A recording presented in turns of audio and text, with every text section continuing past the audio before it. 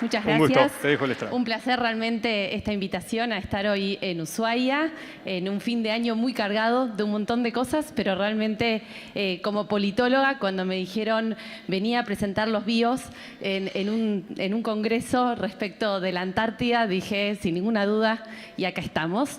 Y un poco es empezar a plantear esto de las energías limpias y la competitividad en la logística polar, con el caso del transporte marítimo, pero recién en una de las últimas slides, unas últimas presentaciones, también se presentaron los combustibles para la aviación dentro del régimen de Corsia. Así que, de la misma manera que vamos a agarrar el caso del transporte marítimo, esto aplica a cualquiera de las modalidades de transporte porque todas están caminando en el mismo sentido. Así que el enorme desafío de poder capturar su atención en estas últimas presentaciones de un día que ha sido muy nutrido y también muy largo. Así que, bueno, un poco para presentarles un poco el contexto, ¿no? Si nosotros vamos a pensar en una Ushuaia, en una Tierra del Fuego que sea, digamos, la entrada al continente blanco, ¿sí? Y que pueda de alguna manera atraer en este escenario de competitividad, ¿sí? De una sana competitividad, tenemos que empezar a pensar cuál es el contexto internacional en el cual nos encontramos. Nosotros partimos dentro de lo que es una Convención Marco de Naciones Unidas en el año 1994, digamos, sobre lo que es el cambio climático, ¿sí? Que es un compromiso multilateral que lo que busca es, como bien se ha explicado en otras presentaciones, es mitigar este aumento de lo que son las emisiones y que está causando lo que es el efecto invernadero a través de lo que es la actividad antropogénica. En el año 2015 es un punto de quiebre porque empieza a haber compromisos climáticos muy importantes y compromisos de sostenibilidad muy importantes, como es la Agenda 2030, que son 17 objetivos que en el marco de Naciones Unidas nos proponemos todos, ¿sí? Principalmente los gobiernos, pero también las organizaciones privadas y mismo nosotros como consumidores, como personas que habitamos el planeta Tierra, para encontrar este triple desempeño, ¿sí? No solamente pensar en lo que es el impacto ambiental, sino en nuestro impacto social y, como bien se mencionó, el impacto económico. Y, por otra parte, también en el año 2015, como se mencionó, tenemos lo que es el Acuerdo de París. El Acuerdo de París lo que establece es la necesidad de que la temperatura no aumente más de 1,5 o 2 grados, porque si no, los fenómenos climáticos adversos harían digamos, más difícil la vida sobre el planeta y tendríamos que trabajar muy fuertemente en medidas de adaptación a unas nuevas condiciones en el planeta Tierra. Ahora bien, estos son los compromisos, qué es lo que nos proponemos hacer y qué nos pasa hoy, cuál es la radiografía que estamos evidenciando. Es que, si estos cuadros que están muy chiquitos y muy complejos de leer, es que si nosotros observamos esta agenda de los Objetivos de Desarrollo Sostenible, de los 17 objetivos y las diferentes submetas que nos hemos planteado, estamos muy por debajo de alcanzar esta propuesta. Es una agenda al 2030, ¿sí? Estamos muy por debajo, solamente menos de un 20% de los objetivos está en camino a cumplirse y el resto de los objetivos tiene un cumplimiento moderado o inclusive está ni siquiera comenzado. Con lo cual tenemos una ambición respecto al desarrollo sostenible que estamos muy por debajo del objetivo que nos planteamos. Y con respecto al Acuerdo de París, lo que nosotros tenemos que tener en consideración es que todos los países presentan sus contribuciones determinadas a nivel nacional en donde dicen cuál es su hoja de ruta para alcanzar esta descarbonización de la economía al 2030, 2050. ¿Y qué está pasando? Nos encontramos con una brecha de ambición en el cual los compromisos que están planteando los gobiernos están muy por debajo de alcanzar esa meta climática que nos hemos propuesto. Entonces, hoy por hoy nos encontramos en una carrera que se llama la carrera hacia el cero, ¿sí? El Race to Zero, y estamos frente a un escenario de diferentes brechas. Por una parte, una brecha de ambición, no es suficiente lo que nos estamos proponiendo para alcanzar el objetivo que nos impusimos, con una brecha temporal, o sea, nos están pidiendo que corramos más rápido porque no nos alcanza el tiempo para alcanzarlo, y por otra parte con una brecha financiera. Acá se mencionó mucho este tema también, en el sentido de que lo que nosotros tenemos que hacer es hacer un cambio muy importante en el sistema productivo, en el sistema económico del planeta Tierra, y para eso vamos a necesitar en esa transformación capitales financieros públicos y privados. privados. ¿Y qué es lo que estamos observando? Es que esos capitales son escasos. Entonces también nos encontramos frente a una brecha de financiamiento. Entonces ese corredor que está corriendo para intentar llegar al cero en el 2030 y 2050, que le están pidiendo que corra cada vez más rápido, ¿sí? Y que sea obviamente más musculoso para llegar a ese objetivo, además le están diciendo que los vasitos de agua son pocos, ¿sí? Entonces que va a tener que hacerse cada vez más competitivo frente a esos capitales que le va a permitir llegar a la meta cumpliendo esos objetivos que se propone, ¿sí? Entonces esto es un poco el contexto a nivel regulatorio y de compromisos que, digamos, siempre uno pone el foco a nivel de gobiernos, pero es muy importante que hoy por hoy los compromisos corporativos a nivel de empresas son muy importantes, los compromisos a nivel del sistema financiero y lo que es la descarbonización de las carteras de créditos es muy importante, y también nuestros compromisos como consumidores. Yo siempre pongo el mismo ejemplo, es háganle esta pregunta a sus hijos y van a ver que tienen una conciencia ambiental y, digamos, sostenible mucho más importante de la que teníamos nosotros o inclusive la que tenían nuestros padres. Así que eso es un poco el contexto en el cual nos encontramos. Ahora bien, si vamos a ver cuál es la incidencia que tiene en este aumento de las emisiones el transporte marítimo como caso específicamente, lo que nosotros podemos observar, según los últimos datos que tiene la Organización Internacional del Transporte Marítimo, la IMO, lo que establece es que la participación en lo que es la torta total de emisiones a nivel global del transporte marítimo es por debajo, casi por debajo del 3%, pero es un porcentual que va en crecimiento, ¿sí? Ha aumentado, si se quiere, en lo que es el periodo de 2012 a 2018 en un 9,6%, y esto responde a todo tipo de transporte, ¿no? Lo que es el transporte nacional, el transporte internacional y también en lo que es el transporte marítimo pesquero, pero si vamos al segmento de altamar, este se lleva al 80% de la torta, con lo cual obviamente que los ojos están puestos en ese segmento específico para ver cómo va a abordar esta reducción, esta carrera hacia el cero del 2050. Un dato sí positivo es que en lo que es la proporción, o sea, la intensidad de carbono, o sea, cuántas emisiones estamos emitiendo por milla recorrida, sí está mejorando. Ese indicador nos está mostrando que estamos, digamos, recorriendo mayor cantidad de millas, emitiendo menos, estamos siendo más eficientes, que eso es un poco el objetivo que nos estamos proponiendo. Entonces, dentro de este contexto, ¿sí? Y viendo la participación que se tiene, empiezan a aparecer regulaciones respecto de, bueno, cómo hacemos, qué mecanismos implementamos para lograr que los diferentes sectores, las diferentes cadenas de valor, los diferentes segmentos económicos empiecen a contribuir en este contexto de brechas.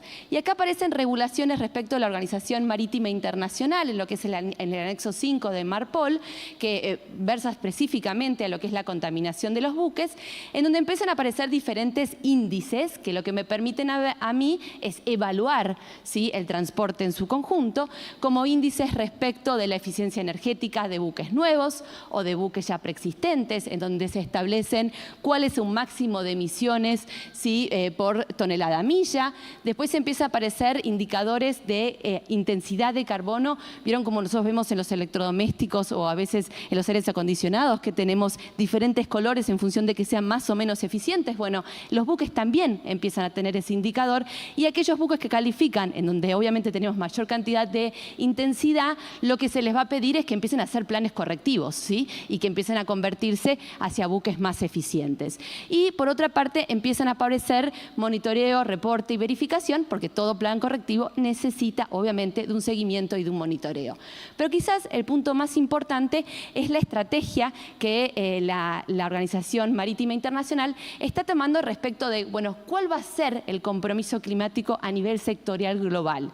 Y ahí es cuando se ha propuesto una meta de medio camino para el 2030 de reducir el transporte marítimo un 40% sus emisiones respecto a las emisiones desde 2008. Y por otra parte, una meta de neutralidad climática, ¿sí? Del transporte marítimo cerca del 2050. Subrayo el cerca porque no es que vamos a alcanzarlo en el 2050, sino que nos proponemos que Por ahí lo alcanzamos, ¿sí? Y obviamente estos son todos escenarios de emisión bastante interesantes de observar y es importante que se vayan estableciendo métricas que son, digamos, revisadas y actualizadas. No es una foto que se saca y para siempre. Y por otra parte, empiezan a aparecer estándares respecto a los combustibles alternativos y ahora un poco spoileando lo que van a ser las diapositivas posteriores, es importante entender por qué. Porque el combustible, vamos a ver que juega un rol principal en estas metas de reducción de emisiones de los buques. Entonces, esto es un poco un gráfico para que ustedes vean si nosotros nos mantenemos en un business as usual, que significa si seguimos haciendo lo mismo que estamos haciendo ahora, digamos, el aumento de las emisiones del transporte asciende en la línea azul, ¿sí? Más oscura. En cambio, si nosotros intentamos, digamos, implementar el escenario de reducción de emisiones que se establece en la Organización Marítima Internacional, vamos a lo que sería un escenario de la línea verde. En el medio, lo celeste es el gap de emisiones, el gap de ambición que nosotros nos estamos encontrando, en donde todos tenemos que intentar colaborar y correr más rápido para lograr llegar a la meta que nos proponemos. Ahora bien, si yo tengo una meta y a mí me dicen que corra más rápido, que tengo que llegar al 2050 de la mayor manera más eficiente posible, el tema es, y bueno, ¿y cómo hago? ¿Sí?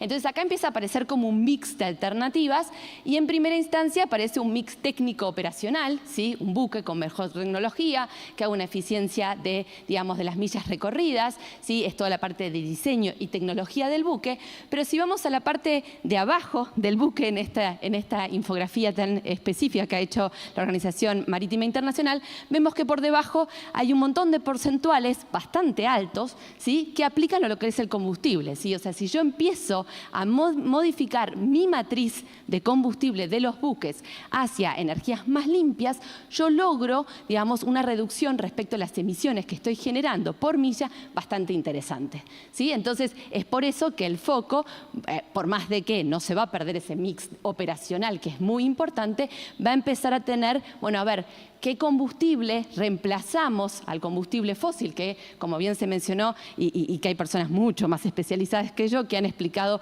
muy bien la parte de cuáles son los puntos calientes de emisión hoy por hoy, son los combustibles fósiles, ¿sí? Que emiten metano y que generan por su potencial de calentamiento global, digamos, un efecto muy importante. Bueno, es ¿qué combustibles alternativos yo busco como energías limpias para que los buques puedan alcanzar esos compromisos que se proponen? Entonces, acá aparecen las energías limpias, ¿sí? Estas energías limpias tienen condicionantes. No es que yo puedo tener una energía limpia y volcarla a la tecnología existente y ese auto, ese buque, ese avión va a funcionar de la misma manera. Esto necesita algún tipo de ajuste técnico y tecnológico, ¿sí? Si bien cada vez se empieza a identificar que son menores, esto requiere obviamente de diseño de buques distintos. Pero por otra parte, lo que también, si yo empiezo a trabajar en una tecnología que pueda operar con combustible limpio, ¿sí? Tengo que tener de suficiente oferta de lo que se conoce como los combustibles de cero emisiones escalables, ¿sí? Retengan ese concepto que ahora lo vamos a intentar entender para que ustedes vean por qué se vuelve esto un concepto clave. Pero más allá, obviamente, yo tengo que tener oferta suficiente y tengo que tener infraestructura de abastecimiento, porque estos no son combustibles que abastecen a los buques de la misma manera que hoy abastece un combustible fósil.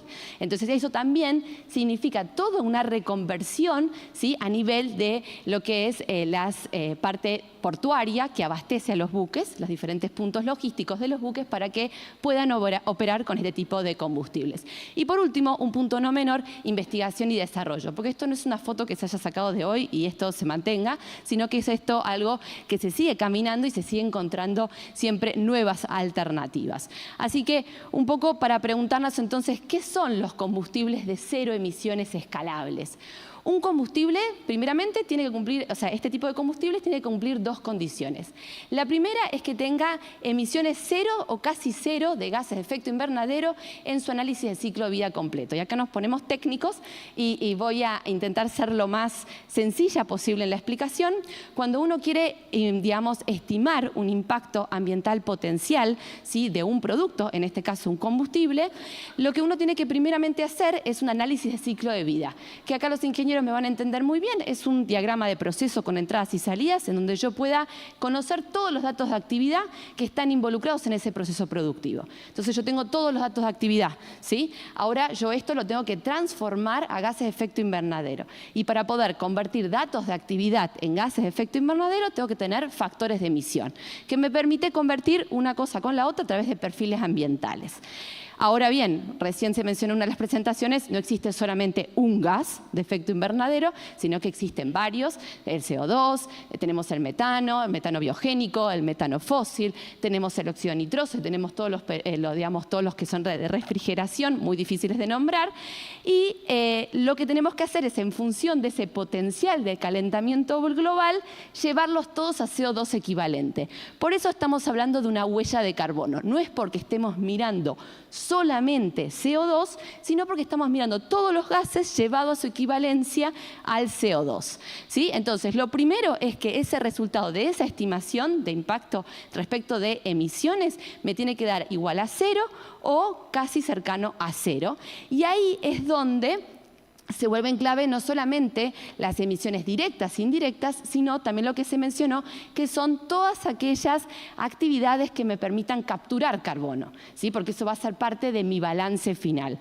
Por eso acá aparecen todas las soluciones basadas sobre la naturaleza, ¿sí? Lo que se hablaba recién, esa capacidad de captura que tienen los bosques, que tienen obviamente toda la actividad, la fotosíntesis que aprendimos en tercer grado en el cole. Bueno, un poco tráiganla a esto para entender el concepto de captura de carbono en suelo, en lo que es el follaje de los árboles o de diferentes plantas, con una estabilidad, porque esto también no es que yo capturo y después no hago nada. Si yo altero ese suelo, eso se libera. Si yo altero el océano, eso se libera, ¿sí? Son los dos sumideros de carbono que nosotros tenemos. Y después la segunda condición es que tienen que ser escalables. ¿Y esto qué quiere decir? Es que sean capaces de producirse con el volumen suficiente para abastecer esta demanda que estamos generando, ¿sí? Nosotros no podemos convertir toda una industria del transporte hacia el consumo de un combustible y después decir, pero tenemos poquito, ¿sí? Porque no estaríamos siendo eficientes también en este sentido, porque el transporte tiene que seguir manteniéndose.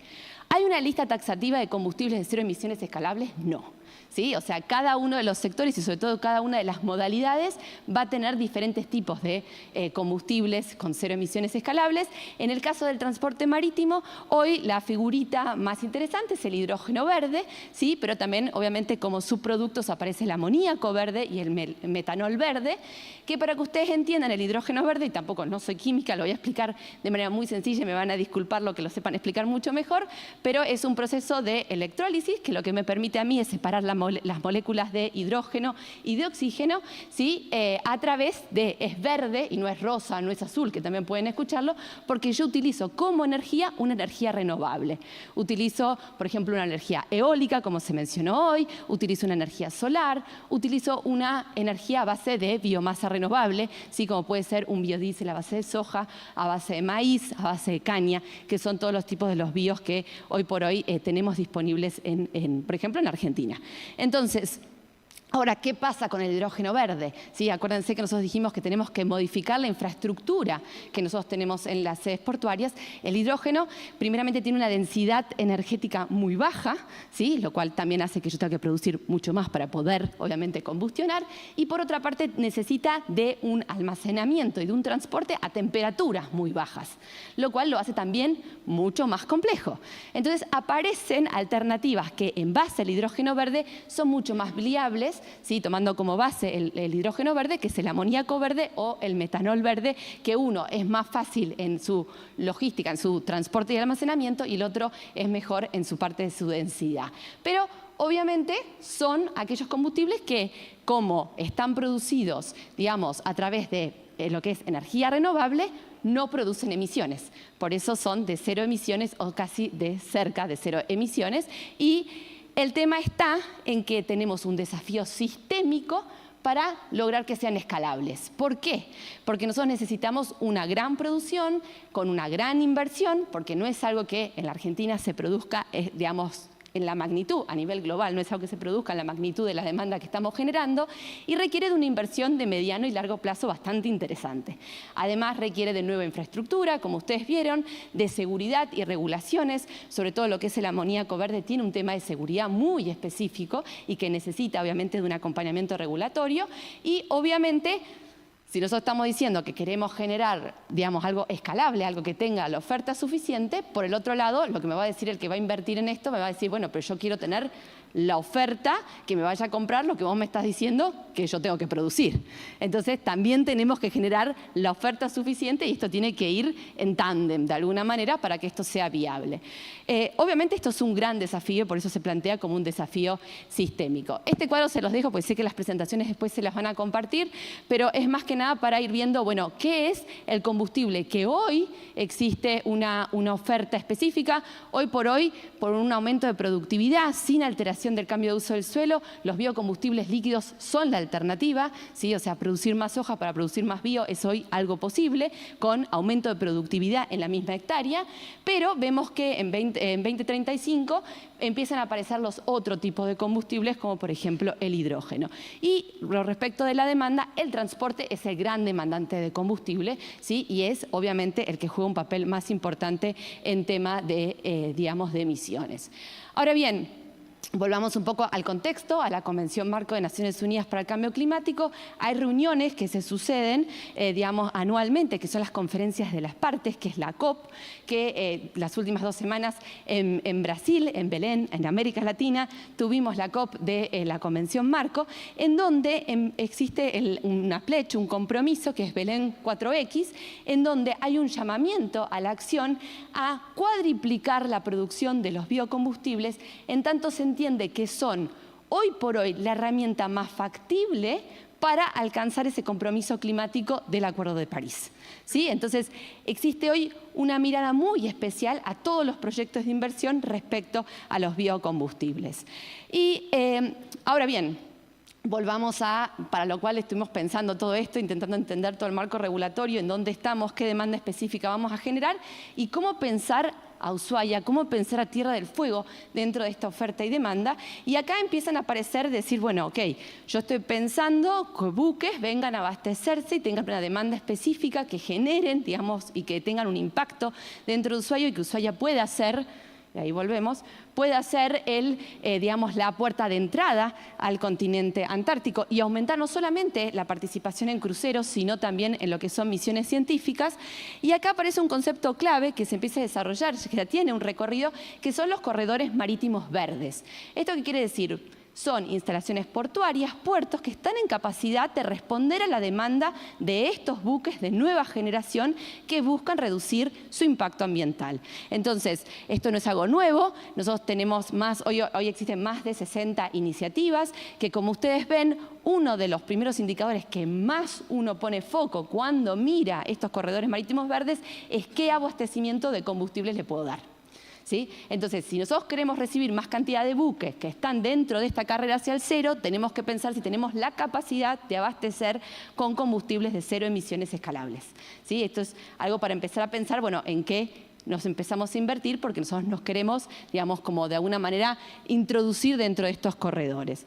Y por otra parte, es empezar a pensar, bueno, ¿cuáles son esos desafíos si queremos ser parte desde ese hub natural de bunkering verde del extremo sur del norte, del mundo, en el sentido de decir, bueno, necesitamos inversión en infraestructura energética, ahí pensar en los parques eólicos. Hoy se mencionó muy temprano el respecto de los parques eólicos. Acuérdense que un hidrógeno verde necesita una energía renovable para poder producir hidrógeno verde, con lo cual si no tenemos energía renovable no producimos hidrógeno verde.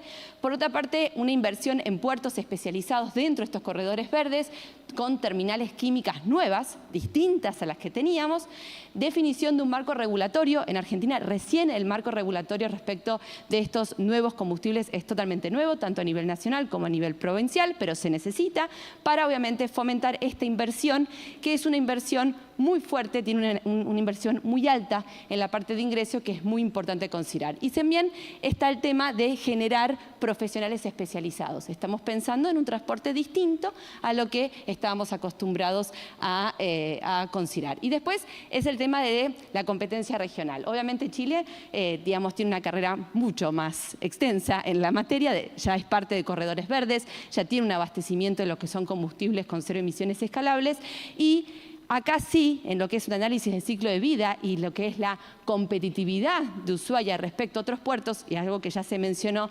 anteriormente, es estamos más cerca, tenemos puertos más profundos, tenemos mejor conectividad, ¿sí? Tenemos especializados, tenemos, digamos, profesionales especializados. Bueno, es el momento de invertir en este nuevo marco regulatorio, de estos nuevos buques de nueva tecnología que buscan en la oferta este tipo de abastecimientos. Y esto obviamente no es solamente para el caso de lo que son buques, sino también, por ejemplo, para la aviación, es la misma manera. Y estos son mecanismos que van por incentivos. Ahora, sepan que el mundo empieza a regular mecanismos por desincentivos, y aquí aparecen lo que son los impuestos al carbono, que es cosa que también se aplica tanto en aviación con el régimen CORSIA, como lo que es el régimen a nivel de buques, lo está pensando dentro de la Organización Marítima Internacional. Así que, cumplido el tiempo, les agradezco a todos por escucharme.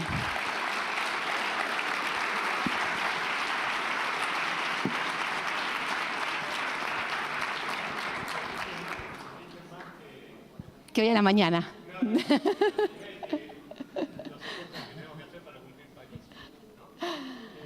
Había algunas preguntas previas, déjame que te haga una que nos llegó durante la semana. Dice, ¿es posible que alguna energía emergente beneficie directamente a la provincia? Es que ya hoy tenés condiciones para las energías que existen, que sean hoy se mencionó la energía eólica, ¿sí? O sea, después también tenés energía a nivel hidroeléctrica, tenés energía de parques solares, o sea, hay un montón de condiciones. Lo que pasa es que son proyectos de inversión que son complejos y que requieren una planificación de un mediano o largo plazo, ¿sí? Y que tienen que ir acompañados de un marco regulatorio específico. Con lo cual, pero bueno, sí es importante tener en consideración que hoy el foco financiero de organismos multilaterales y mismo a nivel corporativo de empresas está puesto en esto. Y la Pledge de Belén lo que te está evidenciando es, si hay proyectos de este estilo, es lo que me interesa hoy financiar, ¿no? Así que sí, hay alternativas. Bueno, una buena noticia. Sabine, muchísimas gracias. No, de nada. Muchísimas gracias.